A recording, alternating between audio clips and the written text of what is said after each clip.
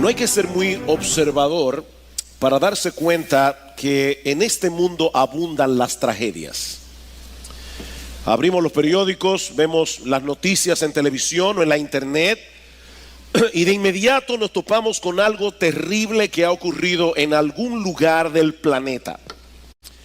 Guerras, violencia, desastres naturales. Es como si todo se confabulara para que nunca olvidemos que vivimos en un mundo dañado por causa del pecado.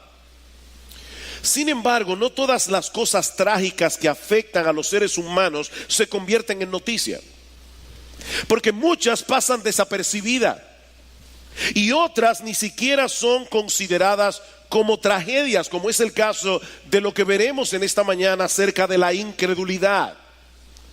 Mis hermanos, la incredulidad es una tragedia de enormes proporciones. Sin embargo, mucha gente considera la incredulidad como una clara manifestación de brillantez intelectual. De hecho, algunos ven la incredulidad como un elemento indispensable para el progreso humano. El cristianismo esclaviza al hombre, mientras que la incredulidad nos libera. La incredulidad nos permite afrontar la vida con una mente abierta y sin prejuicios. Pero lo cierto es que nunca ha habido ni habrá ninguna guerra, ninguna hambruna, ningún descalabre económico, ningún desastre natural que haya cobrado más víctimas ni haya causado tanta destrucción como la incredulidad. La incredulidad distorsiona seriamente la capacidad que tiene el ser humano para razonar con objetividad. La incredulidad lleva al hombre a separarse de Dios, que es la fuente de todo bien. Y eso es lo que nosotros vemos en el pasaje que vamos a estudiar en esta mañana en nuestra serie consecutiva en el Evangelio de Marcos. Marcos nos dice que el Señor se marchó de allí, es decir, de Capernaum, y llegó a su pueblo. Su pueblo era Nazaret, el lugar donde él se había criado. Nosotros vimos hace unas semanas atrás cómo el Señor en la ciudad de Capernaum había llevado a cabo 2 milagros extraordinarios. El Señor había sanado a una mujer que estaba padeciendo una larga enfermedad y luego sanó, resucitó más bien, a la hija de Jairo. En ese tiempo Nazaret era un poblado pequeño, no llegaba ni siquiera a las 500 personas, era un pequeño poblado de Galilea, ese tipo de lugar donde todo el mundo conoce a todo el mundo. Yo recuerdo cuando era niño y vivía en San Juan de la Maguana que todo el mundo era tío tuyo. Y todo el mundo se conocía, eran unas cuantas familias que nos conocíamos muy bien. Más o menos eso ocurría en Nazaret. Y como era siempre su costumbre, en el día de reposo el Señor se dirige a la sinagoga, que era el lugar donde los judíos adoraban a Dios en el sabbat, en el día de reposo, cuando no podían asistir al templo. Y al llegar allí ya Jesús era reconocido como un maestro. Así que el líder de la sinagoga le da la oportunidad para enseñar la palabra. Marcos no nos dice cuál fue el pasaje del Antiguo Testamento que Jesús expuso ese día, tampoco cuál fue el contenido de su mensaje, pero podemos estar seguros de que el Señor aprovechó la oportunidad para hacer lo que siempre hacía cuando predicaba la palabra de Dios, demostrar que todas las escrituras apuntaban hacia Él. Vayan conmigo por un momento al capítulo 4 del Evangelio de Lucas. Allí se narra otro incidente similar que ocurrió precisamente en la sinagoga de Nazaret. De hecho, algunos opinan que Lucas capítulo 4 es el pasaje paralelo de Marcos capítulo 6. Personalmente, yo creo que estos dos incidentes ocurrieron en dos ocasiones distintas. Sin embargo, el pasaje de Lucas nos ayuda a entender mejor qué es lo que está sucediendo en el pasaje de Marcos. Lucas capítulo 4 versículo 16. Dice aquí que Jesús llegó a Nazaret, donde se había criado. Jesús nació en Belén, pero se crió en Nazaret, y según su costumbre entró en la sinagoga el día de reposo y se levantó a leer. Le dieron el libro del profeta Isaías. Y abriendo el libro, recuerden hermanos que no era un libro como este, era un rollo. Y Jesús de manera intencional comenzó a abrir el rollo hasta que llegó a Isaías 61. Y allí leyó: el Espíritu del Señor está sobre mí. Un pasaje netamente mesiánico. Me ha ungido para anunciar el evangelio a los pobres. Me ha enviado para proclamar libertad a los cautivos y la recuperación de la vista a los ciegos, para poner en libertad a los oprimidos, para proclamar el año favorable del Señor. Y ahora dice Lucas que cerrando el libro, el rollo, lo devolvió al asistente y se sentó.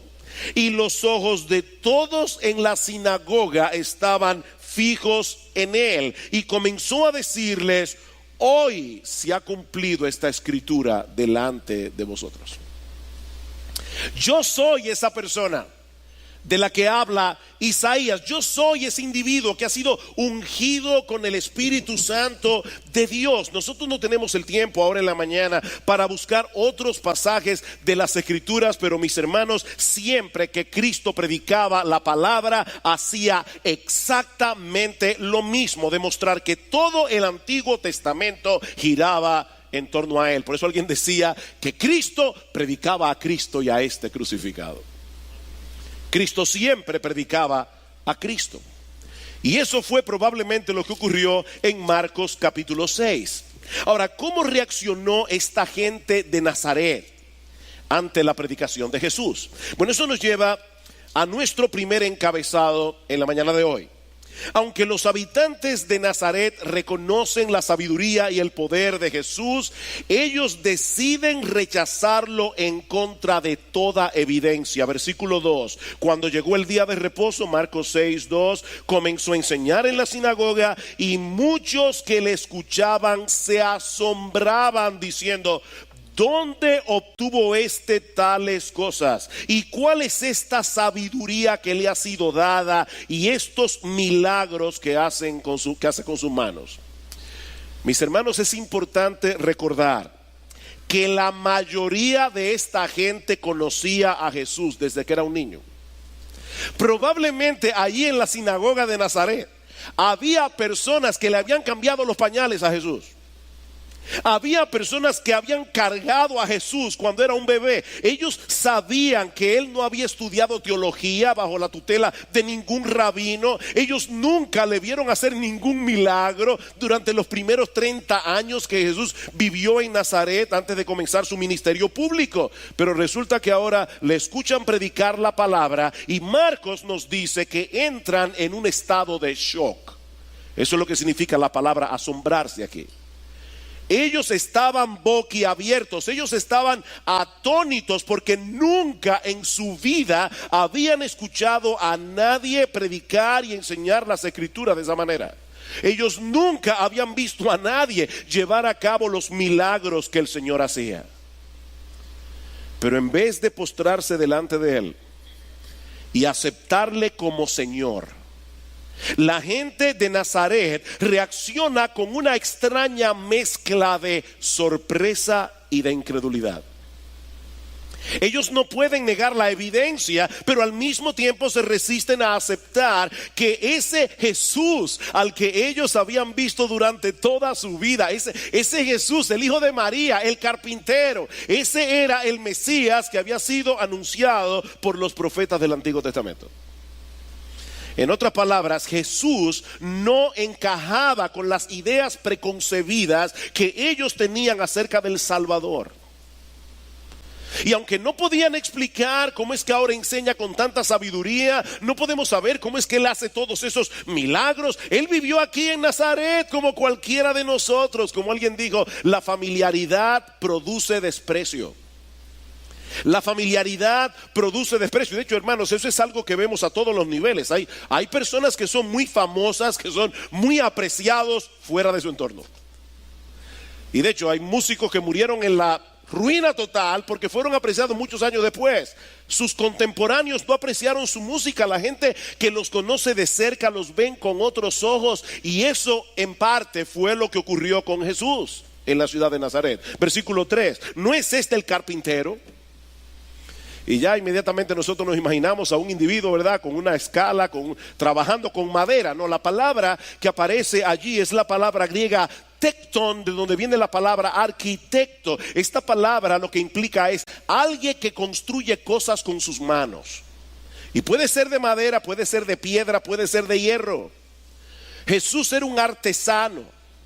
Jesús era un constructor que hacía cosas con sus manos para la gente de Nazaret. Así que es muy probable que muchas de esas personas tuvieran en sus casas obras de madera, de piedra, de hierro que Jesús construyó para ellos cuando trabajaba en el taller de José. Ahora, por supuesto, lo que está detrás de ese comentario, ¿verdad? No es la habilidad que Jesús tenía para hacer cosas. Lo que ellos querían resaltar era que en la perspectiva que ellos tenían de Jesús, Él era un hombre común y corriente. Él era un artesano ordinario de Nazaret. ¿Cómo es posible que un individuo tan ordinario ahora pretenda ser el Mesías del que hablaron los profetas? Pero el asunto no termina allí. Versículo 3 otra vez. ¿No es este el carpintero, el hijo de María? Hay un lector, a un lector occidental del siglo XXI, este comentario puede parecerle inocente. Después de todo, Jesús en su naturaleza humana nació del vientre de María. Y por lo tanto, en ese sentido podía ser considerado como su hijo. Yo enfatizo, hermanos, la frase en su naturaleza humana, porque Él es el Hijo eterno de Dios. Y por lo tanto, Él no comenzó su existencia cuando nació en la aldea de Belén en un pesebre. Ahora, lo que llama la atención de esta frase es que los judíos no solían identificar a las personas relacionándolas con su madre, sino con su padre. Simón, hijo de Jonás, ¿me ama? Ustedes recuerdan esa pregunta del Señor en Juan capítulo 21, versículo 16. Simón, hijo de Jonás. Nosotros no sabemos cómo se llamaba la mamá de Simón Pedro, pero sabemos que su papá se llamaba Jonás. Esa era la forma como los judíos eran identificados en los tiempos bíblicos. Y es por eso que muchos buenos comentaristas consideran que esta expresión en Marcos capítulo 6 es un insulto velado. Es como si Jesús hubiera sido un hijo ilegítimo. María dice que ella salió embarazada milagrosamente. Pero lo único que nosotros sabemos es que José no era su padre natural. De hecho, hubo una ocasión en Juan capítulo 8, versículo 41, en que algunos judíos se sintieron ofendidos por algo que Jesús había dicho, y ellos le dijeron abiertamente: nosotros no somos hijos de fornicación. Como, ¿verdad? Implicando, revisa tú tu linaje. Revisa tú tu origen y quién fue tu papá, porque nosotros no somos hijos de fornicación. Así que, hermanos, esta gente veía a Jesús como un hombre común y corriente, como un hombre ordinario, y posiblemente lo veían como un bastardo de la ciudad de Nazaret. Pero el versículo 3 añade un detalle adicional.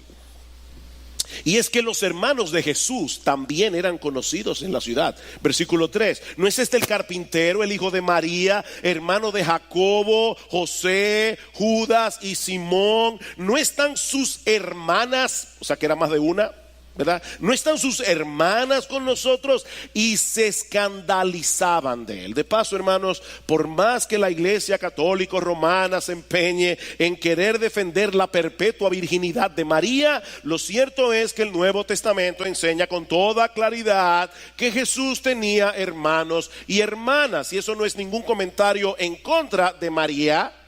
María era una pecadora salvada por la gracia de Dios, pero era una mujer piadosa, y no deja de ser piadosa por el hecho de haber tenido hijos, porque los tuvo con su esposo.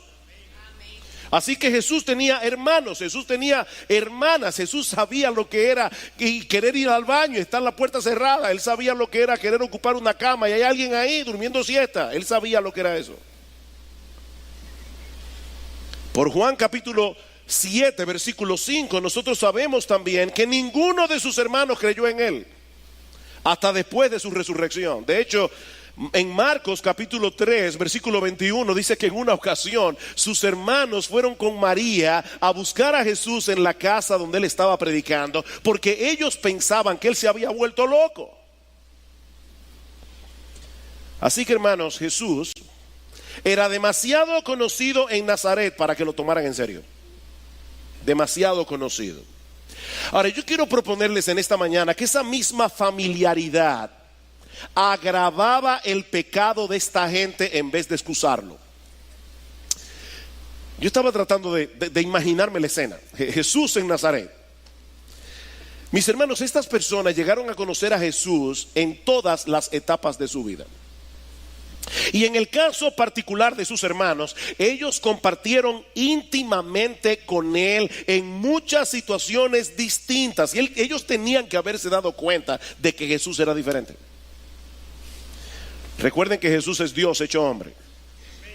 Y como hombre, él era en todo semejante a nosotros, excepto una cosa: él no tenía pecado. Él era sin pecado. Jesús nunca dijo una mentira a lo largo de toda su vida. Nunca. Jesús nunca manifestó el más mínimo rasgo de orgullo o de egoísmo. Jesús nunca hizo trampa jugando con sus amigos. Nunca se fijó en un examen. Jesús nunca desobedeció a sus padres terrenales. Nunca, ni en la más mínima cosa, aunque él era el Hijo de Dios. Él fue como hombre sencillamente perfecto. Y la perfección difícilmente puede pasar desapercibida en un mundo tan dañado como el nuestro. Ahora, no solamente eso, estas personas conocían las escrituras del Antiguo Testamento, y ellos solo tenían que observar con un poco de atención para darse cuenta que Jesús encajaba perfectamente con la descripción profética del Mesías prometido. De hecho, en este mismo pasaje dice que ellos estaban asombrados por dos cosas: por la sabiduría extraordinaria de Jesús y por los milagros que él hacía. Y esas dos características se resaltan en el Antiguo Testamento como características del Mesías. Dice en Isaías capítulo 11 versículo 2 que sobre él habría de reposar el espíritu de Jehová, espíritu de sabiduría y de inteligencia, espíritu de consejo y de poder, espíritu de conocimiento y de temor de Jehová. Y más adelante en el capítulo 35 de Isaías, los versículos 5 y 6, dice que a la llegada del Mesías los ojos de los ciegos serían abiertos, los oídos de los sordos se abrirían, entonces el cojo saltará como un ciervo y cantará la lengua del mudo. Mis hermanos, ellos conocían todos esos textos y un montón de profecías más que se cumplieron punto por punto en la vida de Jesús. El Señor nació de una virgen en la aldea de Belén, en la familia de David, en el tiempo preciso anunciado de antemano en el capítulo 9 del libro del profeta Daniel. Imagínate que tú tienes que ir al aeropuerto a buscar a una persona que tú nunca has visto ni en foto. Pero la persona te dice: mira, este individuo mide 7 pies de altura, está vestido completamente de negro, tiene una maleta plateada y una gorra del Escogido. Yo dudo mucho que haya más de una persona que encaje con esa descripción. Cuando tú lo veas, tú vas a saber que es él. Bueno, hermanos, Dios anunció de antemano suficientes detalles como para que los judíos no perdieran de vista al Mesías cuando llegara. Ellos tenían que reconocerlo. Y estos hombres y mujeres de Nazaret, ellos conocían lo suficientemente bien a Jesús como para comenzar a unir los puntos en retrospectiva cuando escucharan su predicación y vieran sus milagros. ¿A ustedes les ha pasado eso? Que en un momento dado ven algo y no les hace mucho sentido, pero luego ven otra cosa y comienzan a pensar en retrospectiva y dicen: ahora entiendo. Cuando ellos vieran a Jesús hablando de esa manera, cuando le vieran hacer milagros, ellos debieran pensar: wow, ahora yo entiendo por qué Jesús era diferente. Yo lo veía como cualquier otro niño, como cualquier otro joven, pero definitivamente él era distinto. Pero en vez de hacer eso, estos hombres decidieron ir en contra de toda evidencia porque estaban determinados a no creer en Él. Esa es la gran tragedia de la incredulidad. Las evidencias están ahí, pero el incrédulo ha decidido pasarlas por alto. De hecho, esa es la acusación de Pablo contra toda la raza humana en el capítulo 1 de su carta a los romanos. Pablo dice: ¿por qué necesitamos el evangelio? Porque la ira de Dios se revela desde el cielo contra toda impiedad e injusticia de los hombres que detienen con injusticia la verdad. Hay una verdad que los hombres detienen, porque lo que de Dios se conoce, a ellos les es manifiesto. Dios se lo manifestó, su eterno poder, su deidad, se hacen claramente visibles por medio de las cosas hechas, de modo que no tienen excusa. La tesis de Pablo en este pasaje es que Dios ha dado al hombre suficiente evidencia acerca de sí mismo y le ha dado capacidad para poder interpretar adecuadamente la evidencia, pero el hombre en su pecado ha decidido resistir con injusticia a la verdad. De manera, mis hermanos, que no es por falta de información que los hombres no creen. No es porque los argumentos no sean convincentes. Es porque el incrédulo se resiste a ser convencido por las evidencias. No se trata de un problema intelectual, se trata de un problema moral, de un problema espiritual. Es una rebeldía del hombre. Estos hombres y mujeres en Nazaret se toparon frente a frente con el hombre más maravilloso, con el hombre más extraordinario de la historia. Ellos conocían las profecías del Antiguo Testamento que anunciaban su venida. Ellos se expusieron a la sorprendente sabiduría de Jesús. Ellos vieron el poder de sus milagros y aún así no creyeron. Para esa época ya Jesús había sanado todo tipo de enfermedad, había echado fuera demonios, Cristo había calmado el mar en tempestad, Cristo había resucitado muerto, y aún así no creyeron. La alternativa de aceptar a Jesús como Señor es tan odiosa para el hombre incrédulo que él se inventa cualquier excusa para no tener que reconocer lo que es evidente ante sus ojos. La incredulidad, mis hermanos, distorsiona seriamente nuestra capacidad de razonar. Y eso produce en el hombre un terrible y destructivo autoengaño. Mi amigo, si tú estás aquí sin Cristo en esta mañana, tú te estás engañando a ti mismo. Las evidencias están ahí, pero tú has decidido no creer. Y no me salgas, por favor, con la excusa de que la iglesia está llena de gente hipócrita. Pero si tú crees que la iglesia está llena de gente hipócrita, no te preocupes, cabe uno más, ven. Eso no es una excusa. La razón por la que tú no crees es porque no quieres creer. Tú te estás autoengañando para no tener que someterte a la autoridad de Dios. Ese es tu problema. Tú quieres ser tu propio Dios. Si tú pudieras, tú cambiarías el Padre Nuestro: Señor, venga a mi reino y hágase mi voluntad en la tierra como se hace en el cielo. Tú quieres tener el control, pero es Dios que tiene el control en la mano, que tú no lo quieras. Dios sigue siendo Dios, no importa lo que tú creas. Uno de los científicos que más promovió el naturalismo en el siglo XX fue Carl Sagan. Muchos lo recuerdan. En Semana Santa siempre daban una serie llamada Cosmos. ¿Recuerdan eso? Digan que sí, no tengan miedo de revelar la edad.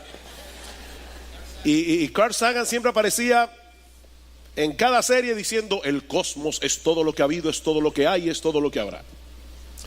El naturalismo, para los que no están familiarizados con esa terminología, es la filosofía que enseña que todas las cosas que existen tienen una explicación meramente natural.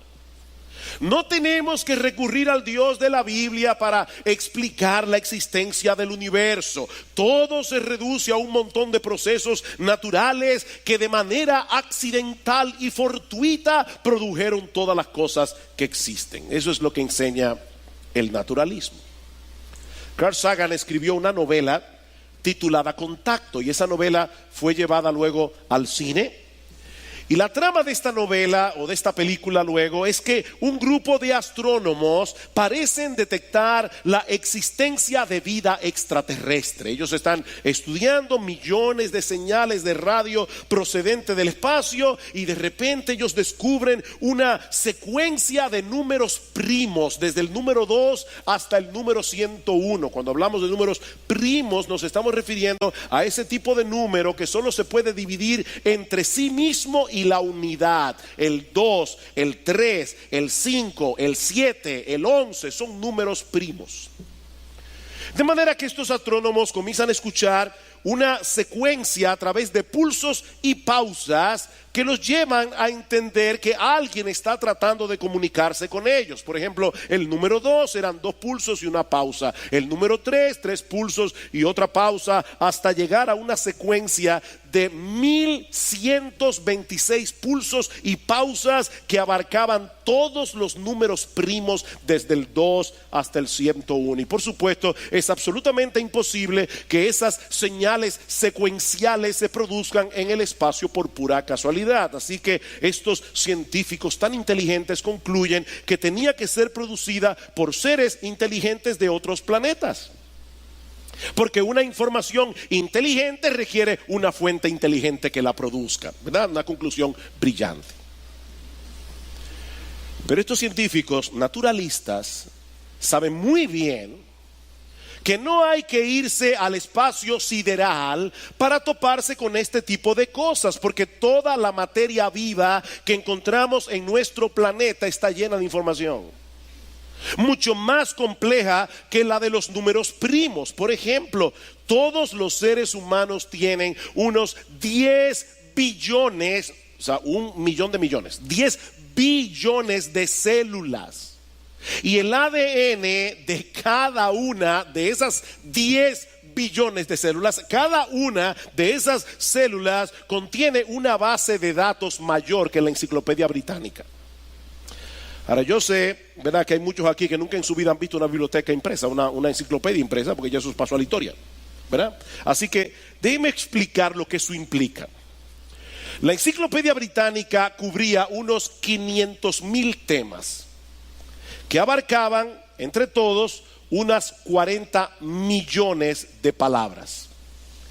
Y lo que yo estoy diciendo, hermanos, es que cada una de las 10 billones de células que hay en nuestro cuerpo contiene más información que la famosa enciclopedia. Por eso es que Bill Gates comparó el ADN con un programa informático, pero mucho más avanzado, dice él, que cualquier software que hayamos podido crear hasta ahora. La pregunta es, ¿cómo es que teniendo toda esa evidencia, tantos científicos descartan la idea de un Dios inteligente y personal que creó todas las cosas con un propósito? O sea, ¿por qué empecinarse en decir que todo fue el producto de un accidente casual, aun cuando eso va en contra de todo sentido común? ¿Cuál es el problema? Pablo lo dice en Romanos capítulo 1 versículo 21, porque habiendo conocido a Dios, no le glorificaron como a Dios, ni le dieron gracias, sino que se envanecieron en sus razonamientos, y su necio corazón fue entenebrecido, profesando ser sabios, se hicieron necios. He ahí el problema. El hombre no quiere humillarse ante Dios. El hombre no quiere darle a Dios el honor debido. El hombre no quiere reconocer el hecho de que no somos dueños de nuestra existencia, de que debemos someternos a la voluntad de aquel que nos creó para su gloria. Estos hombres y mujeres de Nazaret se escandalizaron de Jesús. Y la idea es que se sintieron profundamente ofendidos.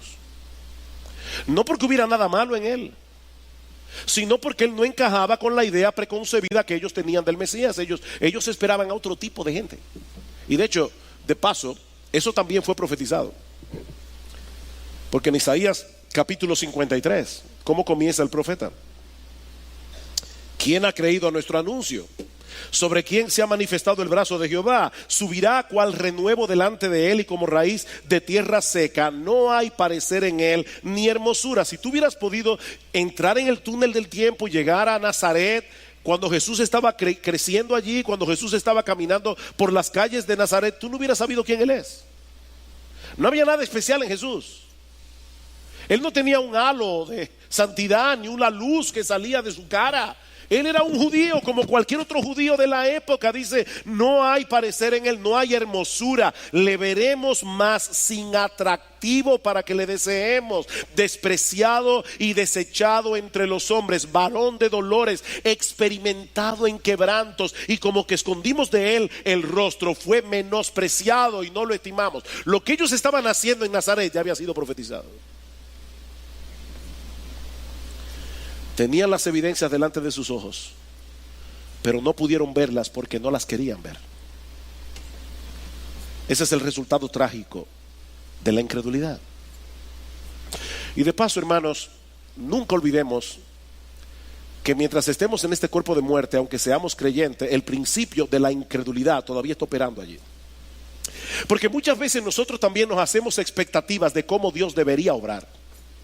Y cuando de repente Dios nos pone el mundo de cabeza y hace las cosas de una manera como nosotros no entendemos, como no lo hubiéramos planificado, entonces inmediatamente se dispara el dispositivo de la duda. De hecho, déjame decirte algo, cada vez que tú entras en un periodo de prueba, lo primero que se dispara no es la fe. Generalmente lo primero que se dispara es la duda, y tú tienes que aplastarle la cabeza a la serpiente de la duda con la fe. ¿Cómo reaccionó Jesús ante la incredulidad de ellos? Eso nos lleva a mi segundo encabezado. La reacción de Jesús a la incredulidad de la gente en Nazaret, versículo 4. Y Jesús les dijo, no hay profeta sin honra. ¿Escucharon esa palabra? Profeta sin honra, sino en su propia tierra y entre sus parientes y en su propia casa. El Señor no fue indiferente a la incredulidad de esta gente, porque la incredulidad implica un terrible insulto en contra de Dios. Mi amigo, yo quiero que tú entiendas en esta mañana que cuando te niegas a creer en Dios, tú estás insultando a Dios, tú estás deshonrando a Dios. De hecho, vean una vez más la pregunta del versículo 2. Cuando llegó el día de reposo, comenzó a enseñar en la sinagoga, y muchos que le escuchaban se asombraban diciendo, ¿dónde obtuvo tales cosas? ¿Y cuál es esta sabiduría que le ha sido dada y estos milagros que hace con sus manos? En otras palabras, si Jesús no obtuvo esas cosas de la mano de Dios, ¿de dónde las obtuvo? ¿Cuál es la alternativa? Porque, mi amigo, no existen muchas opciones. Cuando uno se enfrenta con una persona como Jesús, no hay términos medios. O tú lo aceptas como el Dios encarnado y como Señor de tu vida, o tú tienes que llegar a la conclusión de que Él era un loco o un endemoniado. Y de hecho, esa fue la conclusión a la que llegaron los judíos. Ustedes recuerdan cuando estudiamos el capítulo 3, dice en el capítulo 3 de Marcos, versículo 21, cuando sus parientes oyeron esto, que Jesús estaba allí enseñando la palabra, fueron para hacerse cargo de él, porque decían, está fuera de sí. La familia de Jesús pensaba que él se había vuelto loco, y más adelante dice, los escribas que habían descendido de Jerusalén decían, tiene a Beelzebú y expulsa a los demonios por el príncipe de los demonios. Es que no hay otra alternativa. O Jesús era realmente el Hijo de Dios que vino en carne, la segunda persona de la Trinidad, que vino a dar su vida por pecadores como tú y como yo, o Jesús era un loco, o lo que es todavía peor, era un endemoniado. Y si los poderes que él tenía no venían de Dios, entonces ¿de dónde venían esos poderes? La incredulidad es un insulto. Es un insulto a Jesús, es un insulto a Dios. Estos hombres y mujeres de Nazaret tuvieron entre ellos al profeta más grande de toda la historia de la redención, al Hijo de Dios encarnado, pero no le dieron la honra que se merecen, lo trataron como un cualquiera, lo deshonraron profundamente. Yo te pregunto, mi amigo, ¿eso es lo que tú vas a hacer con Jesús en esta mañana? Porque te quiero repetir otra vez, aquí no hay términos medios. El que no está conmigo está en mi contra. O tú crees que Jesús es Dios y te sometes a su señorío, o tú estás insultando a Dios esta mañana al insultar a la persona de Jesús.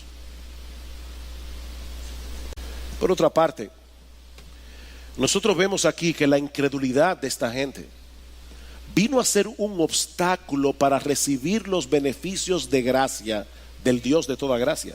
Versículo 5, Marcos capítulo 6 versículo 5. Y no pudo hacer allí ningún milagro.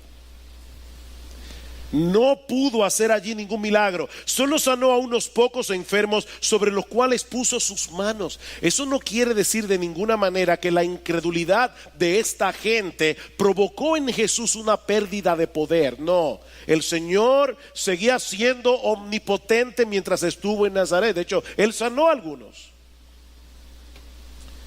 pero Él decidió no hacer ningún milagro allí.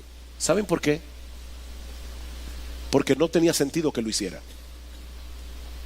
Él decidió, Cristo limitó su poder, Él mismo decidió no hacer milagros allí, por causa de la incredulidad de ellos, porque no tenía sentido que los hiciera. Alguien ha dicho: los milagros de Jesús no eran trucos mágicos para probar lo poderoso que Él era, sino más bien señales del reino que mostraban su poder redentor en operación. Sus milagros, dice este autor, siempre sanaron, siempre restauraron, siempre liberaron a las personas, revelando de esa manera cómo debemos encontrarle a Él por medio de la fe, para que nuestras vidas sean transformadas por Él. Y termina diciendo: Jesús no podía hacer ninguna obra que no fuera redentora. Él no vino a hacer trucos. Él no vino a hacer milagros simplemente por el hecho de hacer milagros. La incredulidad no limita el poder de Dios, pero hermanos, la incredulidad nos roba de la oportunidad de ser recipientes de su gracia, porque no tiene sentido recibir un beneficio de parte de Dios que no nos lleve a tener con Él una relación por medio de la fe. No tiene sentido. Hay mucha gente que van a las iglesias hoy buscando beneficios, buscando salud, que Dios les resuelva un problema económico, un problema familiar.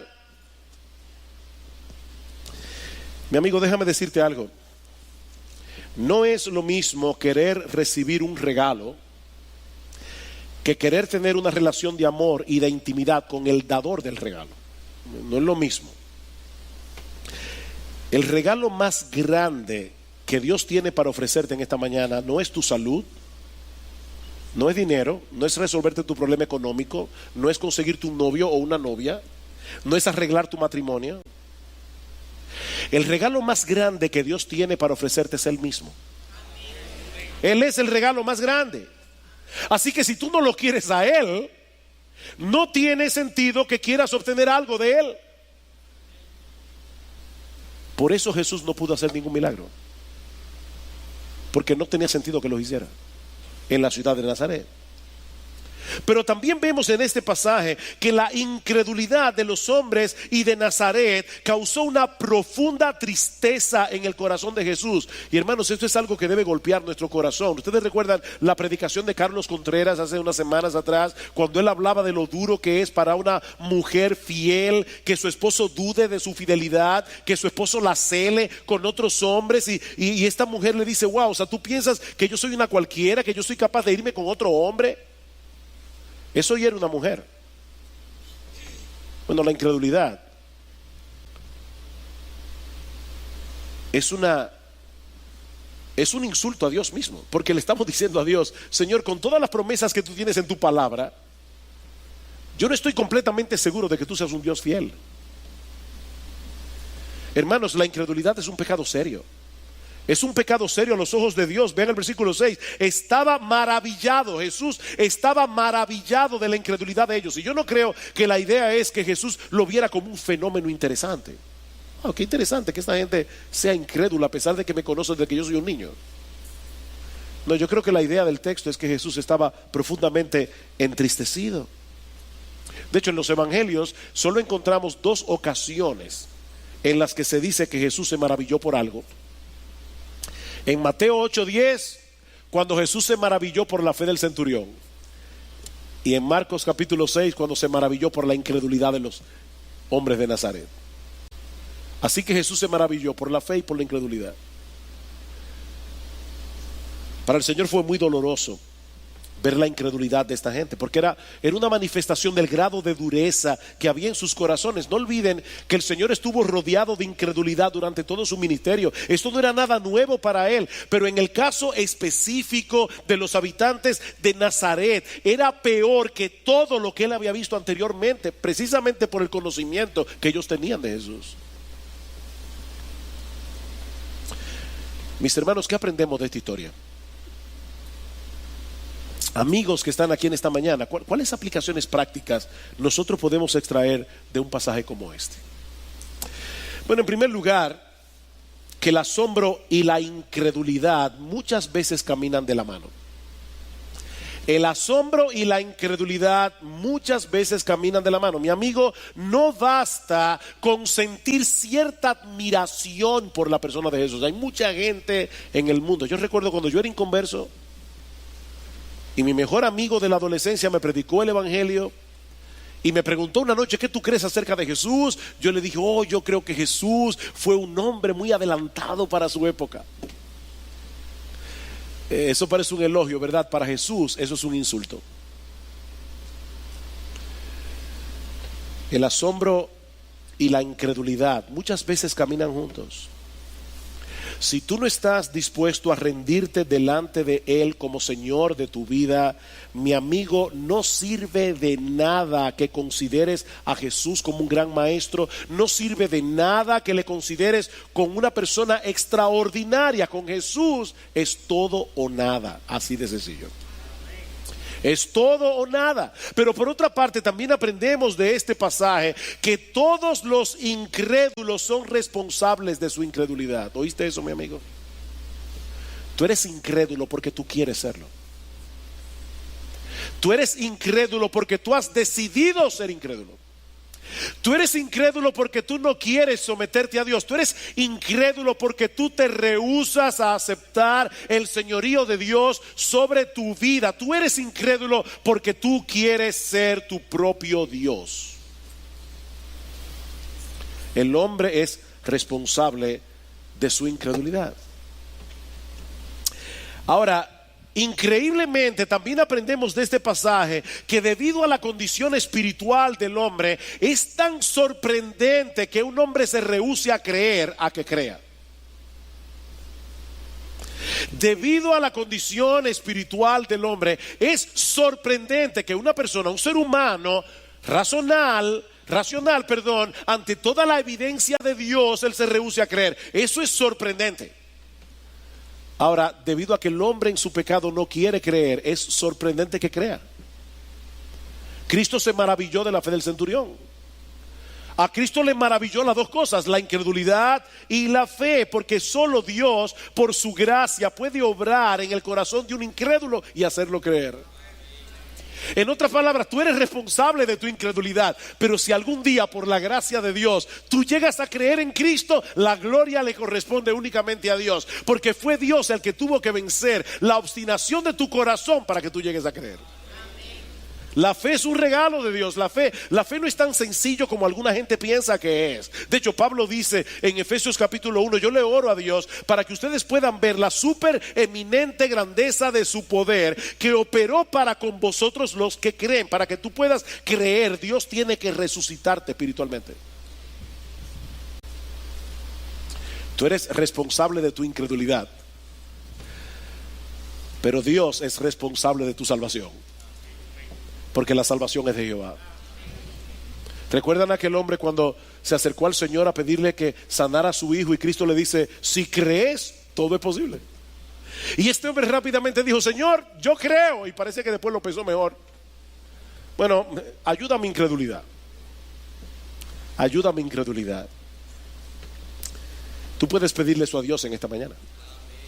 Tú puedes allí donde estás decir, Señor, yo reconozco delante de ti, yo soy un incrédulo, yo tengo un corazón endurecido, yo tengo un corazón de piedra, pero yo te pido por favor que tengas misericordia de mí. Yo te pido que transforme mi incredulidad en fe. Por otro lado, también aprendemos de este pasaje que nosotros también, los creyentes, recibiremos el impacto de la incredulidad al predicar el evangelio en el mundo. ¿Con quién andaba Jesús aquí? Andaba con sus discípulos, dice en el versículo 1. Y Cristo quería que ellos vivieran esa experiencia, porque más adelante, en el texto que veremos la semana que viene, dice en el versículo 11, Cristo está dándole órdenes a sus discípulos para enviarlos a predicar, y les dice, en cualquier lugar que no os reciban ni os escuchen, al salir de allí, sacudid el polvo de la planta de vuestros pies en testimonio contra ellos. Cristo les está diciendo, ustedes vieron lo que me hicieron en Nazaret, a ustedes les van a hacer exactamente lo mismo.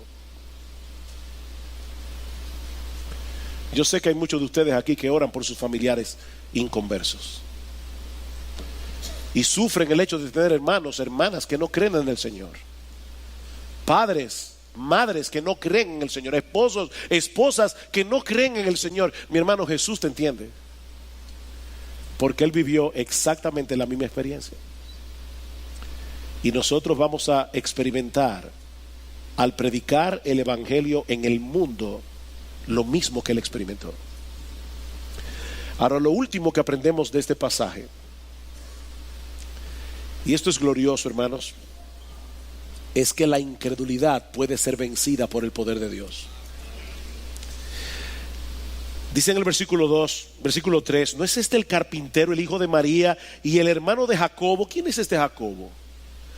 Este Jacobo no es otro que Santiago, el que escribió la epístola de Santiago.